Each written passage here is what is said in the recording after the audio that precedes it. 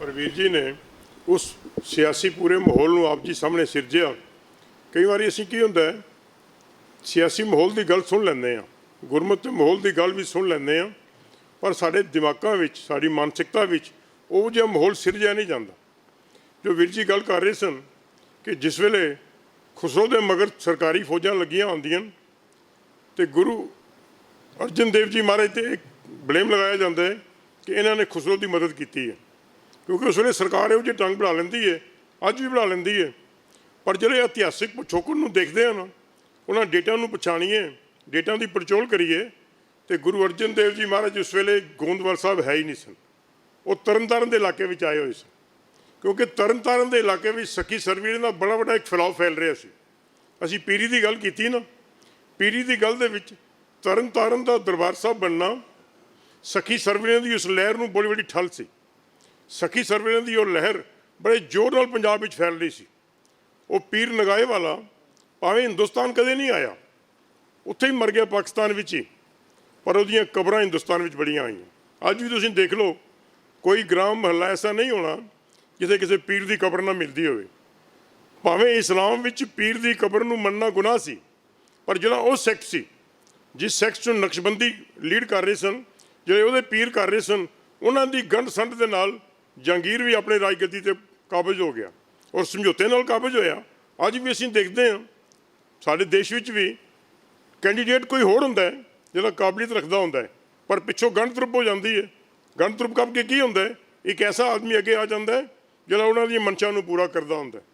ਉਸ ਮਨਸ਼ਾ ਨੂੰ ਪੂਰਾ ਕਰਨ ਲਈ ਪੀਰ ਨੇ ਮੀਰ ਦੀ ਅਧੀਨਗੀ ਕਬੂਲ ਕਰ ਲਈ। ਅਧੀਨਗੀ ਕਬੂਲ ਕਰਕੇ ਕੀ ਕੀਤਾ ਕਿ ਉਸ ਵਕਤ 'ਤੇ ਜਿਹੜੇ ਪੀਰ ਜਿਹੜੇ ਉਹਦੀ ਅੱਖਾਂ ਵਿੱਚ ਰੜਕਦੇ ਹੋਣ, ਕੋਈ ਨਾ ਕੋਈ ਬਹਾਨਾ ਵੀ ਘੜ ਲਿਆ ਗਿਆ। ਅੱਜ ਵੀ ਸਰਕਾਰਾਂ ਇਸ ਤਰ੍ਹਾਂ ਹੀ ਬਹਾਨੇ ਕੱਢਦੀਆਂ, ਕੱਢ ਕੇ ਉਹ ਜੇ ਸਜ਼ਾ ਬਣਾਉਂਦੀਆਂ। ਔਰ ਗੁਰੂ ਅਰਜਨ ਦੇਵ ਮਹਾਰਾਜ ਨੂੰ ਯਾਸ਼ਾ ਦੇ ਕਾਨੂੰਨ ਦੇ ਤਹਿਤ ਤਸੀਹੇ ਦੇ ਕੇ ਸ਼ਹੀਦ ਕਰ ਦਿੱਤਾ ਗਿਆ। ਬੜਾ ਇੱਕ ਸਵਾਲ ਪੈਦਾ ਹੁੰਦਾ ਹੈ ਕਿ ਬਈ ਯਾਸ਼ਾ ਦਾ ਕਾਨੂੰਨ ਤਹਿਤ ਹੀ ਕਿਉਂ ਕੀਤਾ ਗਿਆ, ਜਦ ਕਿ ਗੁਰੂ ਤੇਗ ਬਹਾਦਰ ਸਾਹਿਬ ਦੀ ਸ਼ਹੀਦੀ ਹੁੰਦੀ ਹੈ ਚਾਂਦਨੀ ਚੌਕ ਦੇ ਵਿੱਚ, ਕਿਸੇ ਹੋਰ ਢੰਗ ਨਾਲ ਹੁੰਦੀ ਹੈ। ਗੁਰੂ ਅਰਜਨ ਦੇਵ ਮਹਾਰਾਜ ਦੀ ਸ਼ਹੀਦੀ ਕਿਸੇ ਹੋਰ ਢੰਗ ਨਾਲ ਹੁੰਦੀ ਹੈ। ਕੀ ਕਾਰਨ ਸੀ? ਕਦੀ ਸ਼ਾਇਦ ਹੀ ਅਸੀਂ ਪੜਚੋਲ ਕੀਤੀ ਹੋਵੇ। ਖੈਰ, ਅਗਲੇ ਵਿਸ਼ੇ ਵੱਲ ਅਸੀਂ ਵਧੀਏ। ਅਗਲਾ ਵਿਸ਼ਾ ਹੈ ਕਿ ਗੁਰੂ ਹਰਗੋਬਿੰਦ ਸਾਹਿਬ ਦੇ ਵੇਲੇ ਕੀ ਟਰਨਿੰਗ ਪੁਆਇੰਟ ਆ ਗਿਆ। ਭੇਟਾਵਾਂ ਬਦਲ ਗਈਆਂ, ਵੇਸ਼ਭੂਸ਼ਾ ਬਦਲ ਗਈ, ਦੋ ਮੀਰੀ ਦੀਆਂ ਪੀਰੀ ਦੀਆਂ ਕਿਰਪਾਨਾਂ ਵੀ ਧਾਰਨ ਕਰ ਲਈਆਂ ਗਈਆਂ, ਰਾਜਨੀਤੀ ਤੇ ਧਰਮ ਨੂੰ ਇਕੱਠਾ ਕਰ ਲਿਆ ਗਿਆ। ਸਭ ਕੁਝ ਤਕਰੀਬਨ ਸਾਨੂੰ ਉਸ ਵੇਲੇ ਬਦਲਿਆ ਨਜ਼ਰ ਆਉਂਦਾ ਹੈ। ਬਹੁਤ ਸਾਰੇ ਉਸ ਵੇਲੇ ਦੇ ਵਿਦਵਾਨਾਂ ਨੇ ਵੀ ਭੁਲੇਖਾ ਖਾਧਾ, ਅਸੀਂ ਵੀ ਅੱਜ ਖਾ ਜਾਂਦੇ ਹਾਂ। ਚਾਰ ਜਮਾਤਾਂ ਪੜ੍ਹ ਕੇ, ਇਤਿਹਾਸ ਨੂੰ ਕੋਖ ਕੇ, ਦੇਖ ਕੇ ਸਾਡਾ ਵੀ ਕਿਤੇ ਨਾ ਕਿਤੇ ਸਮਾਜ ਇਸ ਗੱਲ 'ਤੇ ਧੋਖਾ ਖਾ ਜਾਂਦਾ ਹੈ। ਉਸੇ ਵਿਚਾਰ ਨੂੰ ਅਸੀਂ ਅੱਗੇ ਚਲਾਵਾਂਗੇ ਕਿ ਗੁਰੂ ਹਰਗੋਬਿੰਦ ਸਾਹਿਬ ਜੀ ਦੇ ਵੇਲੇ ਕਦੀ ਵੈਸੇ ਸਾਡੇ ਮਹੱਲੇ 'ਚ ਕੋਈ ਕਤਲ ਹੋ ਜਾਏ ਨਾ, ਕਿਸੇ ਲੜਕੀ ਨੂੰ ਕੁਝ ਛੇੜ ਦੇਵੇ, ਅਸੀਂ 6 ਮਹੀਨੇ ਉਸ ਰਸਤੇ 'ਚੋਂ ਨਿਕਲਦੇ ਨਹੀਂ ਹਾਂ। ਦੇਖ ਲਓ, ਕਦੀ ਆਪਣੇ ਝਾਤੀ ਮਾਰ ਕੇ ਦੇਖ ਲਿਓ, ਨਾ ਆਪਣੇ ਬੱਚੇ ਨੂੰ ਨਿਕਲਣ ਦਿੰਦੇ ਹਾਂ। ਪਰ ਗੁਰੂ ਹਰਗੋਬਿੰਦ ਸਾਹਿਬ ਨੇ ਐਸੀ ਕੀ ਕਲਾ ਅਪਣਾਈ ਹੋਣੀ ਹੈ ਕਿ ਸਾਰੇ ਸਿੱਖ ਸਮਾਜ ਦੀ ਮਾਨਸਿਕਤਾ ਬਦਲ ਦਿੱਤੀ। ਅਤੇ ਮਾਨਸਿਕਤਾ ਬਦਲ ਕੇ ਕੀ ਹੋਇਆ? ਭੇਟਾਵਾਂ ਬਦਲ ਗਈਆਂ, ਵੇਸ਼ਭੂਸ਼ਾ ਬਦਲ ਗਈ, ਵਿਚਾਰਧਾਰਾ ਵਿੱਚ ਬੜੀ ਬੁਲੰਦੀ ਆ ਗਈ। ਉਹ ਮਾਨਸਿਕਤਾ ਕਿਵੇਂ ਬਦਲ ਲਈ? ਬੜੀ ਵਿਚਾਰਨ ਵਾਲੀ ਗੱਲ ਹੈ। ਗੁਰੂ ਹਰਗੋਬਿੰਦ ਸਾਹਿਬ ਜੀ ਦੀ ਉਮਰ ਦੇਖੀਏ ਤਾਂ ਕੇਵਲ 11 ਸਾਲ ਸੀ। ਅੱਜ ਸਾਡੇ ਘਰਾਂ 'ਚ 11 ਸਾਲ ਦੇ ਬੱਚੇ ਹੋਣੇ। ਐਸੀ ਕੀ ਕਲਾ ਵਰਤੀ ਕਿ ਉਹ ਟਰਨਿੰਗ ਪੁਆਇੰਟ ਸਾਹਮਣੇ ਆਇਆ। ਉਸ ਟਰਨਿੰਗ ਪੁਆਇੰਟ ਨੇ ਸਿੱਖ ਲਹਿਰ ਨੂੰ, ਜੋ ਸਿੱਖ ਵਿਚਾਰਧਾਰਾ ਗੁਰੂ ਨਾਨਕ ਸਾਹਿਬ ਤੋਂ ਸ਼ੁਰੂ ਹੋਈ ਸੀ, ਉਸ ਨੂੰ ਨਵੀਆਂ ਬੁਲੰਦੀਆਂ ਵੱਲ ਸਰ ਕਰਨ ਦੀ ਕੋਸ਼ਿਸ਼ ਕੀਤੀ ਗਈ। ਆਓ ਅਸੀਂ ਅਗਲੇ ਵਿਸ਼ੇ ਨੂੰ ਸਰਵਣ ਕਰਦੇ ਹਾਂ। ਵੀਰ ਸਤਿੰਦਰ ਸਿੰਘ ਜੀ ਇਹ ਵਿਸ਼ਾ ਨਿਭਾਉਣਗੇ 20 ਮਿੰਟ ਦੇ ਸਮੇਂ ਲਈ। ਬੁਲਾਰਿਆਂ ਪਾਸ ਵੀ ਬੇਨਤੀ ਹੈ, ਵੀਰ ਜੀ ਨੇ ਵੀ ਬੜੇ ਆਪਣੇ ਸੰਖੇਪ ਟਾਈਮ ਵਿੱਚ ਆਪ ਜੀ ਨਾਲ ਵਿਸ਼ਾ ਸਾਂਝਾ ਕੀਤਾ। ਵੀਰ ਜੀ ਨਾਲ ਵੀ ਆਪ ਜੀ ਨਾਲ 20 ਮਿੰਟ ਦੇ ਸਮੇਂ ਲਈ ਇਹ ਵਿਸ਼ਾ ਸਾਂਝਾ ਕਰਨਗੇ। ਹੋਈ ਭੁੱਲ ਚੁੱਕ ਖਿਮਾ ਜੀ। ਵਾਹਿਗੁਰੂ ਜੀ ਕਾ ਖਾਲਸਾ, ਵਾਹਿਗੁਰੂ ਜੀ ਕੀ ਫਤਿਹ। ਇਹੀ ਕਾਨੂੰਨ ਜਿਹੜਾ ਹੈ ਅਕਬਰ ਦੇ ਉੱਪਰ ਵੀ ਲਾਗੂ ਹੈ। ਅਕਬਰ ਨੂੰ ਵੀ ਪਹਿਲਾਂ ਪੰਗਤ ਵਿੱਚ ਬੈਠਣਾ ਪਿਆ। ਅੱਜ ਦਾ ਮੇਰੇ ਵਰਗਾ ਕੋਈ ਆਗੂ ਹੁੰਦਾ ਧਰਮ ਦਾ ਤੇ ਆਪਾਂ ਕਹੀਏ ਬਈ ਕਾਰਪੇਟਿੰਗ ਵਿਛਾ ਦਿੰਦੇ ਆ, ਬੰਦੇ ਬਾਹਰ MLA ਨੂੰ ਲੈ ਕੇ ਜਾਣ ਵਾਸਤੇ ਚਲੇ ਖੜੇ ਹੋ ਜਾਂਦੇ ਗੇਟ ਦੇ ਉੱਪਰ, ਫਿਰ ਆਪਾਂ ਸਿਰੋਂ ਪਾਓ ਪਾਉਂਦੇ ਆ। ਲੇਕਿਨ ਗੁਰੂ ਅਮਰਦਾਸ ਪਾਤਸ਼ਾਹ ਜੀ ਨੇ ਜਿਹੜਾ ਕਿਹਾ ਸੀ ਭਾਈ ਅਕਬਰ ਵੀ ਪਹਿਲਾਂ ਪੰਗਤ ਦੇ ਵਿੱਚ ਲੰਗਰ ਛਕੇਗਾ, ਇਹ ਮੀਰੀ ਹੈ ਸਾਡੀ। ਫਿਰ ਆਪਾਂ ਚੱਲਦੇ ਹਾਂ ਗੁਰੂ ਅਰਜਨ ਪਾਤਸ਼ਾਹ ਜੀ ਦੇ ਦਰਬਾਰ ਦੇ ਵਿੱਚ।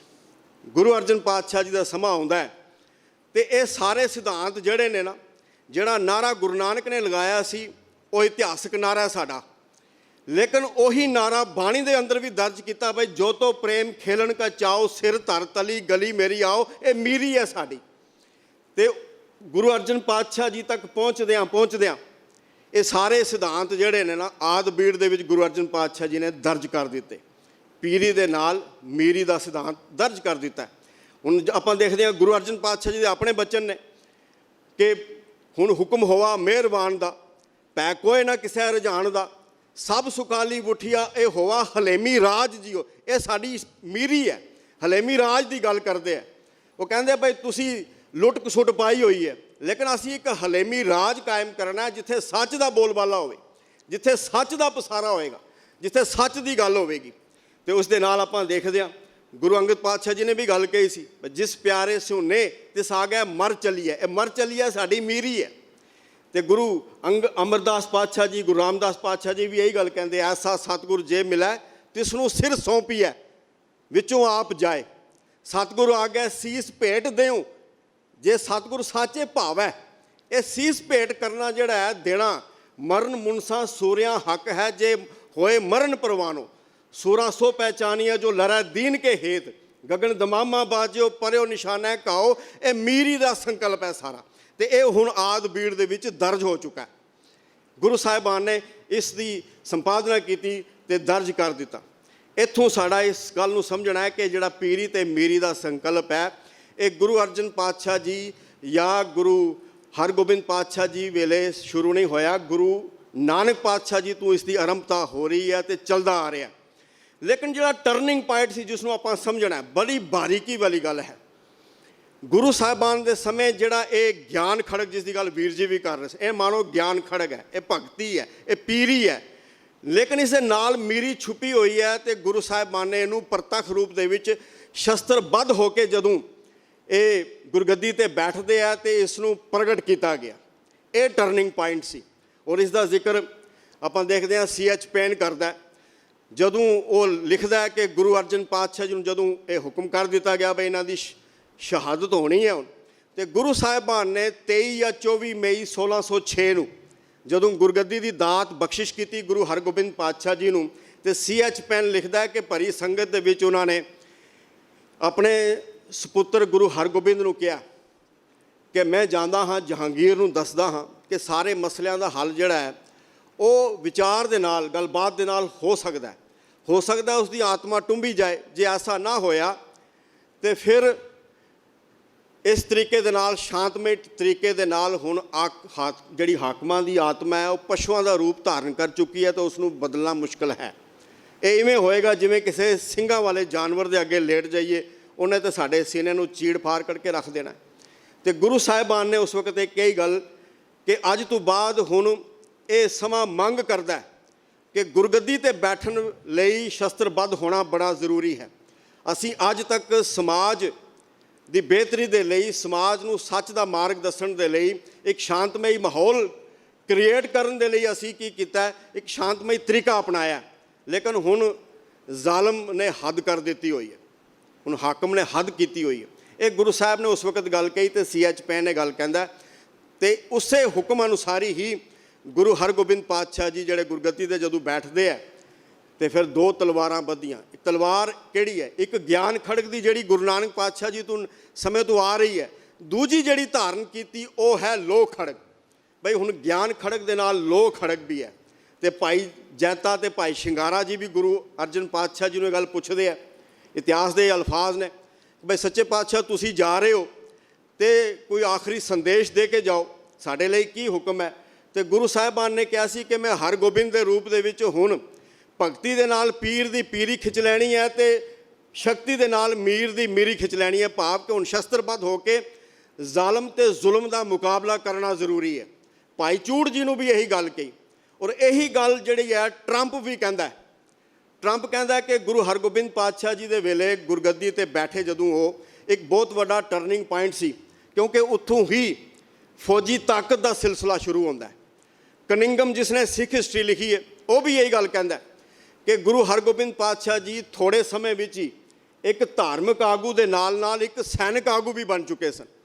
ਔਰ ਸਕਾਟ ਜਿਸ ਨੇ ਕਿਤਾਬ ਲਿਖੀ ਦਾ ਸਿਕਸ, ਉਸ ਦੇ ਵਿੱਚ ਇਹ ਜ਼ਿਕਰ ਕਰਦਾ ਹੈ ਕਿ ਇੱਕ ਵਾਹਿਗੁਰੂ ਦੇ ਪੁਜਾਰੀਆਂ ਨੇ ਇੱਕ ਧਾਰਮਿਕ ਗ੍ਰੰਥ ਦਿੱਤਾ, ਕਿਉਂਕਿ ਆਦਬੀੜ ਦੀ ਸੰਪਾਦਨਾ ਹੋ ਚੁੱਕੀ ਹੈ ਦਰਬਾਰ ਸਾਹਿਬ ਦੇ ਅੰਦਰ, ਇੱਕ ਕੇਂਦਰੀ ਧਾਰਮਿਕ ਅਸਥਾਨ ਦਿੱਤਾ, ਤੇ ਹੁਣ ਜ਼ੁਲਮ ਦਾ ਟਾਕਰਾ ਕਰਨ ਦੇ ਲਈ ਸਪਿਰਿਟ ਆਫ ਅਪੋਜੀਸ਼ਨ ਵੀ ਜਿਹੜੀ ਹੈ ਭਰ ਦਿੱਤੀ ਗਈ ਸੀ। ਇਹ 6 ਦੇ ਵਿੱਚ ਉਹ ਲਿਖਦਾ ਹੈ ਸਕਾਟ।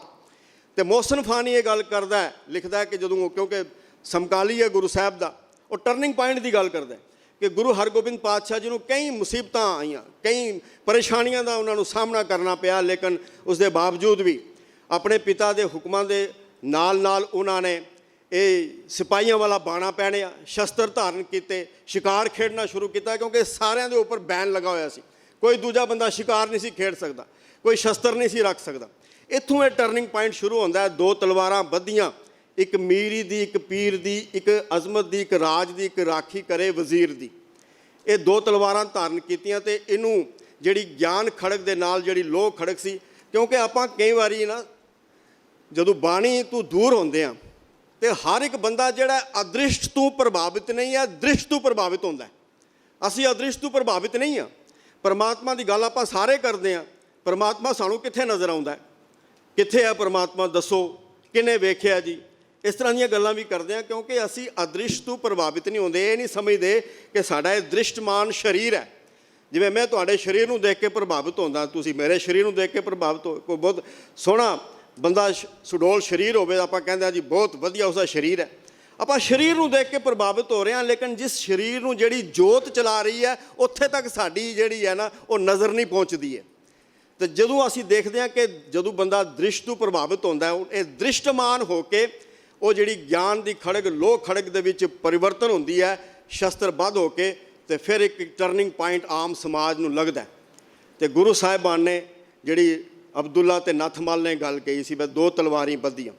ਹੁਣ ਗੁਰੂ ਸਾਹਿਬ ਜਦੋਂ ਗੁਰਗੱਦੀ ਤੇ ਬੈਠਦੇ ਆ ਤੇ ਤਬਦੀਲੀ ਕੀ ਆਉਂਦੀ ਹੈ, ਇਸ ਟਰਨਿੰਗ ਪੁਆਇੰਟ ਨੂੰ ਉਹਨਾਂ ਨੇ ਜ਼ਾਹਿਰ ਕੀਤਾ।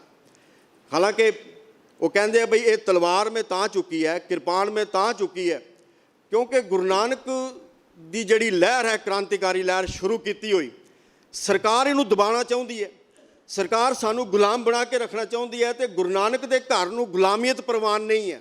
ਇਸ ਲਈ ਇਹ ਕਿਰਪਾਨ ਉਸ ਵਕਤ ਤੱਕ ਚਲਦੀ ਰਹੇਗੀ ਜਦ ਤੱਕ ਬਾਬਰਵਾਣੀ ਮੁੱਕ ਨਹੀਂ ਜਾਂਦੀ।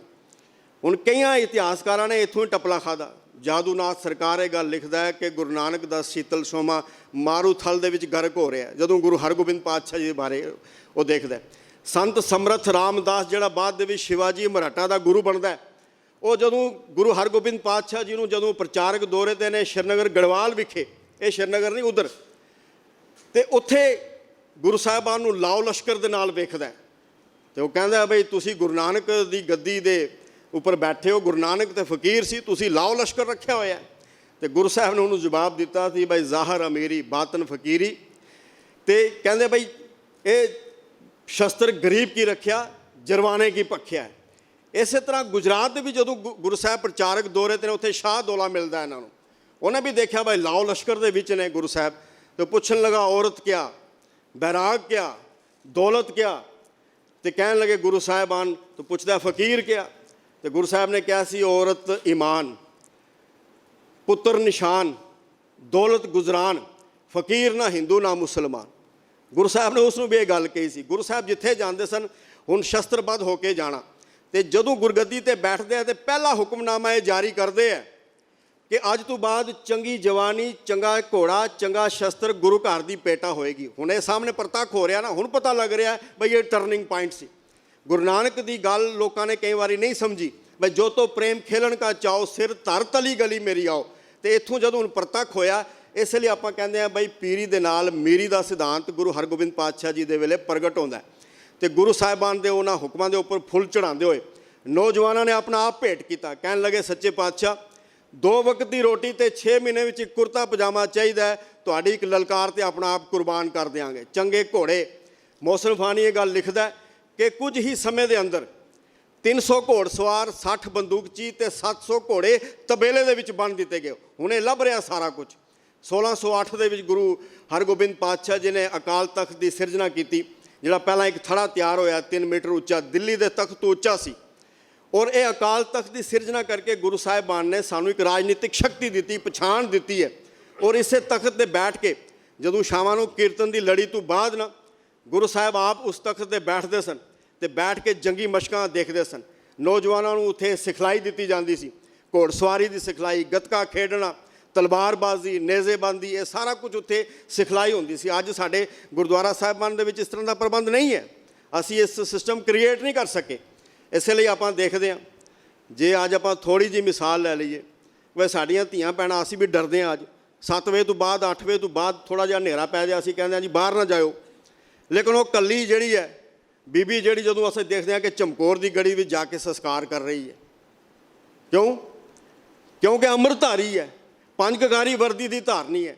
ਤੇ ਗੁਰੂ ਸਾਹਿਬਾਨ ਨੇ ਸਾਨੂੰ ਇਹ ਸਿਧਾਂਤ ਦਿੱਤਾ। ਇੱਥੋਂ ਇੱਕ ਟਰਨਿੰਗ ਪੁਆਇੰਟ ਸਾਡੇ ਸਾਹਮਣੇ ਨਜ਼ਰ ਆਉਂਦਾ ਤੇ ਅਕਾਲ ਤਖਤ ਦੀ ਸਿਰਜਣਾ ਕਰਕੇ ਗੁਰੂ ਸਾਹਿਬ ਉਸ ਤਖਤ ਤੇ ਬੈਠ ਕੇ ਆਪ ਇਹ ਜੰਗੀ ਮਸ਼ਕਾਂ ਦੇਖਦੇ ਸਨ, ਉਹ ਨੌਜਵਾਨਾਂ ਦੀ ਟ੍ਰੇਨਿੰਗ ਕਰਾਉਂਦੇ ਸਨ। ਲੇਕਿਨ ਜਦੋਂ ਇਹ ਚੀਜ਼ਾਂ ਹੁੰਦੀਆਂ ਨੇ ਤਾਂ ਸਾਡੇ ਵਰਗੇ ਕਈ ਵਾਰੀ ਬਾਹਰਲੀ ਅੱਖ ਦੇ ਨਾਲ ਵੇਖਣ ਵਾਲੇ ਗੁਰਮਤਿ ਤੋਂ ਸੱਖਣੇ ਬੰਦੇ ਆ, ਉਹ ਫਿਰ ਕੀ ਕਰਦੇ ਆ, ਉਹ ਕਹਿੰਦੇ ਨਹੀਂ ਜੀ ਮਿਲਗੋਬਾ ਹੋ ਗਿਆ ਜੀ। ਇਹ ਗੁਰੂ ਨਾਨਕ ਦੀ ਲਹਿਰ ਵੱਖਰੀ ਸੀ, ਗੁਰੂ ਹਰਗੋਬਿੰਦ ਪਾਤਸ਼ਾਹ ਜੀ ਨੇ ਵੱਖਰਾ ਕੰਮ ਸ਼ੁਰੂ ਕਰਤਾ, ਜਿਹੜੀ ਗੱਲ ਵੀਰ ਜੀ ਕਰ ਰਹੇ ਸਨ। ਤੇ ਗੁਰੂ ਸਾਹਿਬ ਨੇ ਕਿਹਾ ਭਈ ਮੈਂ ਕੋਈ ਵੱਖਰੀ ਲਹਿਰ ਨਹੀਂ ਚਲਾ ਰਿਹਾ, ਕੋਈ ਵੱਖਰਾ ਰਾਹ ਨਹੀਂ ਅਪਣਾਇਆ। ਗੁਰੂ ਨਾਨਕ ਦਾ ਦਿੱਤਾ ਹੋਇਆ ਰਾਹ ਹੈ, ਉਹਨਾਂ ਦਾ ਦਿੱਤਾ ਹੋਇਆ ਮਾਰਗ ਹੈ। ਪਹਿਲਾ ਮਰਨ ਕਬੂਲ ਜੀਵਨ ਕੀ ਛੱਡ ਆਸ, ਹੋ ਸਭਨਾ ਕੀ ਰੇਣਕਾ ਤੋਂ ਆਓ ਹਮਾਰੇ ਪਾਸ। ਕਹਿਣ ਲੱਗੇ ਗੁਰੂ ਅਰਜਨ ਪਾਤਸ਼ਾਹ ਜੀ ਨੂੰ ਤੇ ਸ਼ਹੀਦ ਕੀਤਾ ਗਿਆ, ਇਹ ਉਹਨਾਂ ਦੇ ਬਚਨ ਨੇ। ਤੇ ਅੱਜ ਗੁਰੂ ਅਰਜਨ ਪਾਤਸ਼ਾਹ ਜੀ ਦੀ ਇਤਨੀ ਸ਼ਹਾਦਤ ਹੋਈ ਹੈ ਤੇ ਤੁਸੀਂ ਜੇ ਇਹ ਰਲ ਕੇ ਨਹੀਂ ਚਲੋਗੇ, ਕਹਿਣ ਲੱਗੇ ਤੁਸੀਂ ਸੋਮੇ ਦੀ ਨਿਆਈ ਹੋ ਤੇ ਸਾਰੇ ਦਰਿਆ ਸੋਮੇ ਵਿੱਚੋਂ ਨਿਕਲਦੇ ਨੇ। ਕਹਿੰਦੇ ਮਾਚਿਸ ਦੀ ਤੀਲੀ ਹੈ ਨਾ, ਉਹ ਸਾਰੇ ਜੰਗਲ ਨੂੰ ਸਾੜ ਕੇ ਸੁਆਹ ਕਰ ਦਿੰਦੀ ਹੈ। ਕਹਿੰਦੇ ਤੁਹਾਡੇ ਅੰਦਰ ਇਤਨੀ ਸ਼ਕਤੀ ਹੈ, ਇਕੱਠੇ ਹੋ ਕੇ ਤੁਰੋਗੇ, ਇਕੱਠੇ ਹੋ ਕੇ ਚਲੋਗੇ ਤੇ ਵਗੋਗੇ ਤੇ ਮਾਨੋ ਦਰਿਆ ਹੜ੍ਹ ਆ ਜਾਏਗਾ ਤੇ ਤੁਸੀਂ ਬਹੁਤ ਕੁਝ ਕਰ ਸਕਦੇ ਹੋ। ਗੁਲਾਮੀਅਤ ਅੱਜ ਕਹਿਣ ਲੱਗੇ ਭਈ ਇਹ ਠੀਕ ਹੈ, ਰਾਹ ਕੁਰਬਾਨੀਆਂ ਵਾਲਾ ਹੈ, ਲੇਕਿਨ ਸਾਡੀਆਂ ਦਿੱਤੀਆਂ ਹੋਈਆਂ ਕੁਰਬਾਨੀਆਂ ਜਿਹੜੀਆਂ ਨੇ ਆਉਣ ਵਾਲੇ ਸਮਾਜ ਨੂੰ ਇਹਨਾਂ ਗੁਲਾਮੀਅਤ ਦੀਆਂ ਜ਼ੰਜੀਰਾਂ ਵਿੱਚੋਂ ਬਾਹਰ ਕੱਢਣਗੀਆਂ। ਇਹ ਗੁਰੂ ਸਾਹਿਬ ਨੇ ਆਪ ਕਿਹਾ। ਲੇਕਿਨ ਫਿਰ ਵੀ ਕਈਆਂ ਨੇ ਭੰਬਲ ਭੂਸੇ ਖੜੇ ਕੀਤੇ, ਭਈ ਕਹਿਣ ਲੱਗੇ ਧਰਮਸ਼ਾਲ ਕਰ ਬਹਿੰਦਾ, ਇੱਕ ਥਾਂ ਨਾ ਟਿਕਾ ਟਿਕਾਇਆ। ਕਹਿਣ ਲੱਗੇ ਭਈ ਪਹਿਲੇ ਗੁਰੂ ਸਾਹਿਬ ਤੇ ਧਰਮਸ਼ਾਲ ਵਿੱਚ ਬੈਠਦੇ ਸਨ ਤੇ ਸੰਗਤ ਦੇ ਵਿੱਚ ਉਪਦੇਸ਼ ਦਿੰਦੇ ਸਨ। ਉਮਤ ਮਹਿਲ ਨਾ ਪਾਉਂਦੀ, ਨੱਠਾ ਫਿਰੈ ਨਾ ਡਰੈ ਡਰਾਇਆ। ਕਹਿਣ ਲੱਗੇ ਮੰਜੀ ਬਹਿ ਸੰਤੋਖ ਦਾ, ਕੁੱਤੇ ਰੱਖ ਸ਼ਿਕਾਰ ਖਿਡਾਇਆ। ਕਹਿੰਦੇ ਉਹ ਮੰਜੇ ਉੱਪਰ ਬੈਠ ਕੇ ਤੇ ਸੰਤੋਖ ਦੀ ਗੱਲ ਦੱਸਦੇ ਸਨ, ਸੰਤੋਖ ਵਿੱਚ ਕਿਵੇਂ ਰਹਿਣਾ, ਸੇਵਾ ਕਿਵੇਂ ਕਰਨੀ ਹੈ। ਗੁਰੂ ਸਾਹਿਬ ਇਹ ਉਪਦੇਸ਼ ਦਿੰਦੇ ਸਨ। ਲੇਕਿਨ ਇਹਨਾਂ ਦੇ ਕੁੱਤੇ ਰੱਖੇ ਹੋਏ ਨੇ, ਸ਼ਿਕਾਰ ਖੇਡੀ ਜਾਂਦਾ, ਇਹ ਡਰਦਾ ਹੀ ਨਹੀਂ। ਸਰਕਾਰ ਜਿਹੜੀ ਹੈ ਸਮੇਂ ਦੀ, ਉਹ ਇਹਨੂੰ ਪਕੜਨ ਵਾਸਤੇ ਪਿੱਛੇ ਦੌੜ ਰਹੀ ਹੈ ਤੇ ਇਹ ਉਹਨਾਂ ਕੋਲੋਂ ਡਰਦਾ ਹੀ ਨਹੀਂ। ਇਸ ਤਰ੍ਹਾਂ ਦੀ ਗੱਲ ਗੁਰੂ ਸਾਹਿਬਾਨ ਦੇ ਬਾਰੇ ਉਸ ਵਕਤ ਲੋਕਾਂ ਨੇ ਵੀ ਫੈਲਾਈ ਤੇ ਆਮ ਕੁਝ ਇਤਿਹਾਸਕਾਰਾਂ ਨੇ ਵੀ ਇਸ ਦਾ ਜ਼ਿਕਰ ਕੀਤਾ। ਲੇਕਿਨ ਭਾਈ ਗੁਰਦਾਸ ਜੀ ਨੇ ਇਹ ਲੋਕਾਂ ਦੇ ਸ਼ੰਕੇ ਜਿਹੜੇ ਨੇ ਉਸ ਵਕਤ ਖਤਮ ਕੀਤੇ। ਕਹਿਣ ਲੱਗੇ ਬਈ ਇਹ ਜਿਹੜੀ ਦੇਖਦੇ ਹੋ ਸਿਧਾਂਤ, ਜਿਹੜਾ ਦੇਖਦੇ ਹੋ, ਜਿਹੜਾ ਰਾਹ ਦੇਖਦੇ ਹੋ, ਇਹ ਕੋਈ ਵੱਖਰਾ ਰਾਹ ਨਹੀਂ ਹੈ। ਖੇਤੀਵਾੜ ਸੋ ਢਿੰਗਰੀ ਕਿੱਕਰ ਆਸ ਪਾਸ ਜਿਉਂ ਬਾਗ ਹੈ, ਸੱਪ ਪਲੇਟਾ ਚੰਨਣਾ ਬੂਹੇ ਜੰਦਾ ਕੁੱਤਾ ਜਾਗਿਆ। ਉਸ ਦਿਨ ਵੀ ਆਪਾਂ ਇੱਥੇ ਵਿਚਾਰ ਕਰਦੇ ਹਾਂ, ਇਹ ਭਾਈ ਗੁਰਦਾਸ ਜੀ ਦੀ ਵਾਰ ਦੇ ਵਿੱਚੋਂ ਇਹ ਪ੍ਰਮਾਣ ਲਿਆ ਸੀ। ਬਈ ਜਿਵੇਂ ਖੇਤ ਦੇ ਆਲੇ ਦੁਆਲੇ ਵਾੜ ਹੁੰਦੀ ਹੈ ਨਾ, ਵਾੜ ਲਗਾਉਂਦੇ ਆ ਕੋਈ ਜੰਗਲੀ ਜਾਨਵਰ ਪਸ਼ੂ ਆ ਕੇ ਉਸ ਫਸਲ ਨੂੰ ਤਬਾਹ ਨਾ ਕਰ ਜਾਏ। ਕਹਿੰਦੇ ਬਸ ਇਸੇ ਤਰ੍ਹਾਂ ਹੀ ਇਹ ਪੀਰੀ ਦੇ ਆਲੇ ਦੁਆਲੇ ਮੀਰੀ ਦੀ ਇੱਕ ਵਾੜ ਹੈ। ਜਿਵੇਂ ਚੰਦਨ ਦੇ ਬੂਟੇ ਦੇ ਆਲੇ ਦੁਆਲੇ ਸੱਪ ਲਿਪਟੇ ਹੁੰਦੇ ਆ, ਉਹ ਸੱਪ ਠੰਡ, ਕਿਉਂਕਿ ਉਹਨਾਂ ਦੇ ਅੰਦਰ ਜ਼ਹਿਰ ਹੁੰਦਾ ਤੇ ਉਹ ਸ਼ਾਂਤੀ ਮਿਲਦੀ ਹੈ, ਠੰਡ ਮਿਲਦੀ ਹੈ ਉਹਨਾਂ ਨੂੰ ਚੰਦਨ ਦੇ ਆਲੇ ਦੁਆਲੇ। ਲੇਕਿਨ ਉਹ ਚੰਦਨ ਦੇ ਰੁੱਖ ਦੇ ਮਾਨੋ ਇੱਕ ਪਹਿਰੇਦਾਰੀ ਵੀ ਕਰਦੇ ਆ। ਇਸੇ ਤਰ੍ਹਾਂ ਆਪਾਂ ਘਰ ਦੇ ਵੀ ਰਾਤ ਨੂੰ ਸੌਂਦੇ ਹਾਂ ਤੇ ਕੁੱਤਾ ਰੱਖ ਲੈ ਬੰਨ੍ਹ ਲੈਂਦੇ ਹਾਂ ਗੇਟ ਦੇ ਨਾਲ, ਜੰਦਰਾ ਲਗਾ ਦਿੰਦੇ ਆ। ਕਹਿੰਦੇ ਇਸੇ ਤਰ੍ਹਾਂ ਹੀ ਇਹ ਮੀਰੀ ਇੱਕ ਸਮਝੋ ਵਾੜ ਹੈ। ਜਿਉਂ ਕਰ ਖੂਹ ਨਿਕਲਿਆ ਗਲ ਬੱਧੇ ਪਾਣੀ, ਖੂਹ ਦੇ ਵਿੱਚੋਂ ਪਾਣੀ ਕੱਢਣਾ ਹੋਵੇ ਨਾ ਤਾਂ ਬਾਲਟੀ ਨੂੰ ਲੱਜ ਦੇ ਨਾਲ ਬੰਨ੍ਹਣਾ ਪੈਂਦਾ। ਜਿਉਂ ਮਨ ਕਾਲੇ ਸੱਪ ਸਿਰ ਹੱਸ ਦੇ ਨਾ ਜਾਣੀ।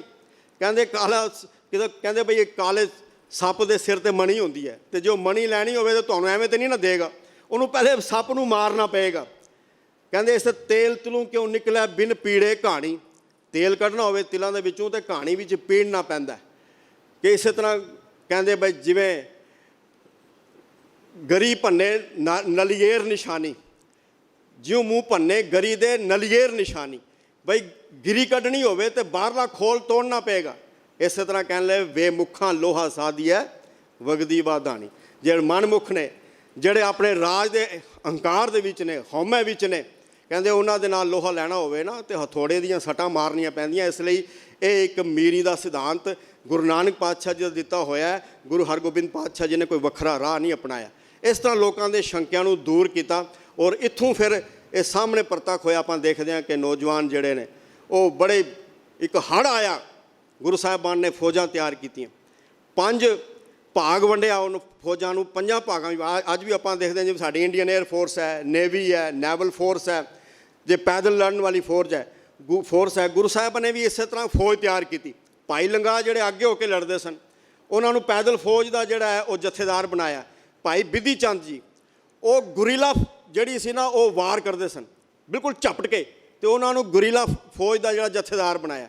ਇਸੇ ਤਰ੍ਹਾਂ ਭਾਈ ਪਿਰਾਣਾ ਜੀ, ਉਹਨਾਂ ਨੂੰ ਇਲਾਕੇ ਦੀ ਬੜੀ ਵਾਕਫੀਅਤ ਸੀ, ਉਹਨਾਂ ਨੂੰ ਇਲਾਕੇ ਦਾ ਜਥੇਦਾਰ ਬਣਾਇਆ। ਭਾਈ ਪਿਆਰਾ ਜੀ, ਉਹਨਾਂ ਨੂੰ ਇਹ ਬਾਰੂਦ ਗੋਲਾ ਜਿੱਥੇ, ਕਿਉਂਕਿ ਜਿਵੇਂ ਅੱਜ ਸਾਡੇ ਵੱਡੇ ਵੱਡੇ ਡੀਪੂ ਨੇ, ਇਸੇ ਤਰ੍ਹਾਂ ਉਸ ਡੀਪੂ ਦਾ ਇੰਚਾਰਜ ਭਾਈ ਪਿਆਰਾ ਜੀ ਨੂੰ ਬਣਾਇਆ। ਭਾਈ ਜੇਠਾ ਜੀ ਨੂੰ ਰਸਾਲੇ ਦਾ ਜਥੇਦਾਰ ਥਾਪਿਆ। 5 ਭਾਗਾਂ ਦੇ ਵਿੱਚ ਫੌਜ ਨੂੰ ਵੰਡਿਆ। ਹੁਣ ਜਦੋਂ ਫੌਜਾਂ ਤਿਆਰ ਹੋ ਗਈਆਂ, ਫਿਰ ਲੋਕਾਂ ਨੂੰ ਜਾ ਕੇ ਪਤਾ ਲੱਗਾ ਇਸ ਇੱਕ ਟਰਨਿੰਗ ਪੁਆਇੰਟ ਸੀ। ਤੇ ਆਪਾਂ ਦੇਖਦੇ ਹਾਂ ਕਿ ਗ੍ਰਿਫਤਾਰੀ ਦਾ ਵੀ ਕਾਰਨ ਇਹੀ ਬਣਦਾ ਬਈ ਇਹਨੇ ਫੌਜਾਂ ਰੱਖੀਆਂ, ਤਖਤ ਆਪਣਾ, ਸਾਡੀ ਰਾਜਨੀਤਿਕ ਪਛਾਣ ਬਣੀ, ਜਿੱਥੇ ਇੱਕ ਪਾਸੇ ਧਰਮ ਹੈ, ਇੱਕ ਪਾਸੇ ਸਾਡੀ ਰਾਜਨੀਤੀ ਹੈ, ਇੱਕ ਪਾਸੇ ਫੌਜਾਂ ਨੇ।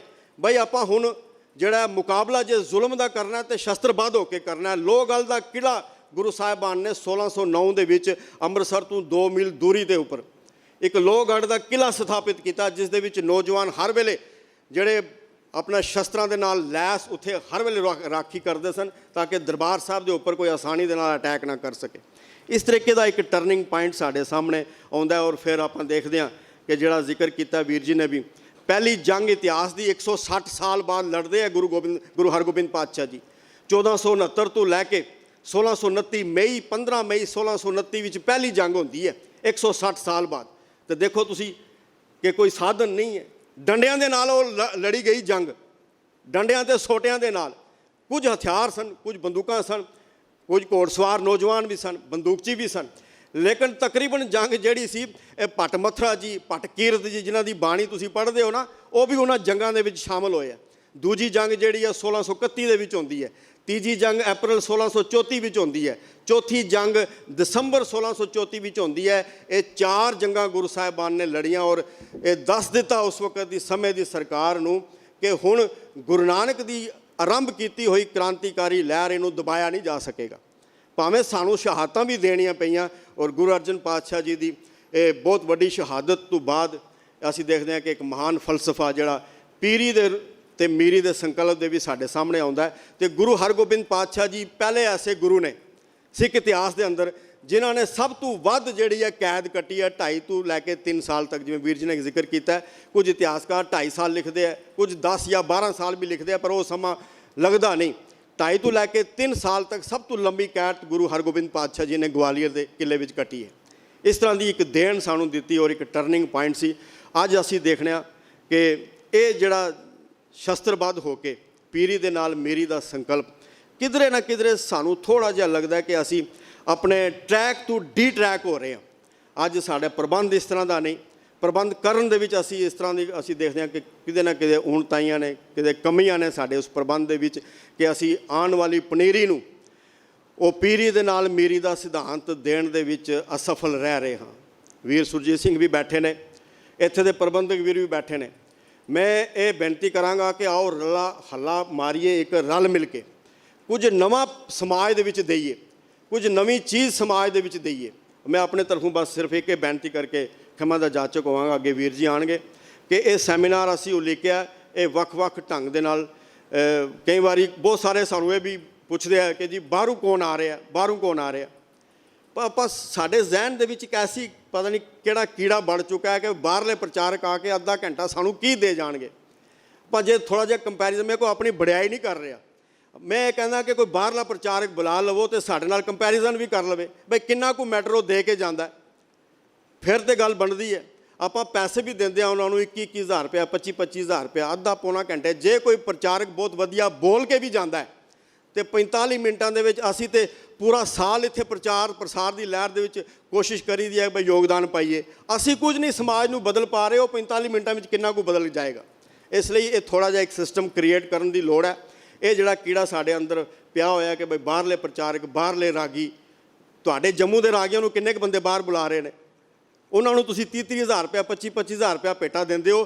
ਤੁਹਾਡੇ ਇੱਥੇ ਰਾਗੀ ਕਿਹੜੇ, ਕਿਹਨਾਂ ਨੂੰ ਭੇਟਾ ਮਿਲਦੀ ਹੈ ਬਾਹਰ ਜਾ ਕੇ? ਉਹਨਾਂ ਨੂੰ ਕੋਈ ਪ੍ਰੋਗਰਾਮ ਨਹੀਂ ਆਉਂਦਾ। ਸਾਡੇ ਰਾਗੀਆਂ ਨੂੰ ਅਸੀਂ ਉਹਨਾਂ ਨੂੰ ਬੂਸਟ ਕਰੀਏ। ਸਾਡੇ ਆਪਣੇ ਪ੍ਰਚਾਰਕ ਨੇ, ਇਸ ਤਰ੍ਹਾਂ ਦੇ ਸੈਮੀਨਾਰ, ਇਸ ਤਰ੍ਹਾਂ ਦੇ ਵਰਕਸ਼ਾਪਸ ਕਰੀਏ ਤਾਂ ਕਿ ਛੋਟੇ ਛੋਟੇ ਜਿਹੜੇ ਸਾਡੇ ਇਤਿਹਾਸਕ ਪੱਖ ਨੇ ਉਹਨਾਂ ਪ੍ਰਤੀ ਸਮਾਜ ਨੂੰ ਜਾਣੂ ਕਰਵਾ ਸਕੀਏ। ਮੈਂ ਬੋਲਦਿਆਂ ਬਹੁਤ ਸਾਰਾ ਕੁਝ ਇਤਿਹਾਸ ਤੋਂ ਅੱਗੇ ਪਿੱਛੇ ਹੋ ਗਿਆ ਹੋਵਾਂਗਾ। ਹੋ ਸਕਦਾ ਜਿਹੜਾ ਵਿਸ਼ਾ ਮੈਂ ਉਹਨੂੰ ਦਿੱਤਾ ਮੈਂ ਉਸ ਉੱਪਰ ਪੂਰੀ ਤਰੀਕੇ ਦੇ ਨਾਲ ਤੁਹਾਡੀ ਸੈਟੀਸਫੈਕਸ਼ਨ ਨਾ ਕਰ ਸਕਿਆ ਹੋਵਾਂ। ਹੋਈ ਭੁੱਲ ਚੁੱਕ ਦੀ ਖਿਮਾ ਜੀ। ਫਿਰ ਕਿਤੇ ਮੌਕਾ ਮਿਲਿਆ ਤੁਹਾਡੇ ਸਨਮੁਖ ਹੋਵਾਂਗੇ। ਵਾਹਿਗੁਰੂ ਜੀ ਕਾ ਖਾਲਸਾ, ਵਾਹਿਗੁਰੂ ਜੀ ਕੀ ਫਤਿਹ।